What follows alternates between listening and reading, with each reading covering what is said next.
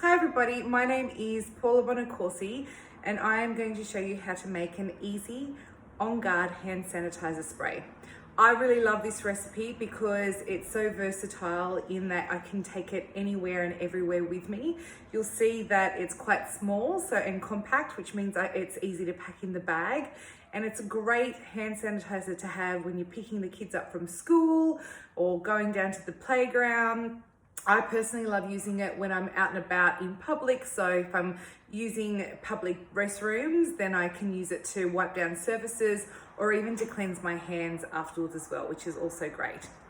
Now, before I actually jump into how to make it, I wanted to let you know a little bit about the products that I'm using.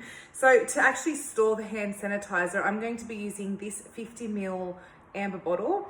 Now you can get this from so many different websites. It really depends on where you live. If you're in Australia, I tend to use aroma bottles. That tends to be my go-to. But if you're not wanting to go ahead and purchase this yourself, then you can also use your empty essential oil bottles as well. So I tend to keep a bit of a collection going. And it's a great way to recycle, and it means that I can make simple DIY recipes myself, and all I need is either the topper or the roller ball for whatever recipe that I'm making. So for today, for the hand sanitizer that we're going to be making today, you'll need the recipe is based off a 50 ml bottle. So you'll need to get yourself one of those, and then a bit of a spray nozzle. So with that kind of head on it, then it's some water. The water should be boiled and cooled, and the reason why we want to boil the water is so that we're killing any of that bacteria in there. It just helps the product last a little bit longer. We'll also need some aloe vera gel, so you want to make sure that this is 100% pure aloe vera gel. And I got this from Aussie Soap Supplies, but there are so many different websites that you could purchase this. You might even be able to find it in your local health food store as well. Obviously, we're going to need our On Guard essential oil, and this is an amazing blend with lots of oils that have great antibacterial and antiseptic properties. So a great oil to be using for a hand sanitizer. And then you might want to just get yourself a little bowl to mix everything in. So this is, as I mentioned, this is a 50 ml bottle. So the aim is to fill it up to about just that natural line here. So we don't want it to go too high, because when we put the topper in, it's going to overfill. So what I do, so I know how much water I'm going to be putting in there, I've got myself a jug and I've just filled that with water, and I've topped that into the bottle without any of the actual products in there, so that we're hitting that natural line there. And then I've emptied out the rest of the water in the jug and poured that back in. And that way I know exactly how much product I've got to be putting into the bottle. So that's just a little hint from me.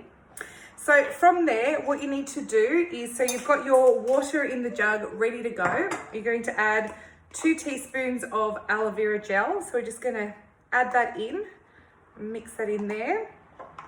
And so we've got ourselves a bit of a jelly water.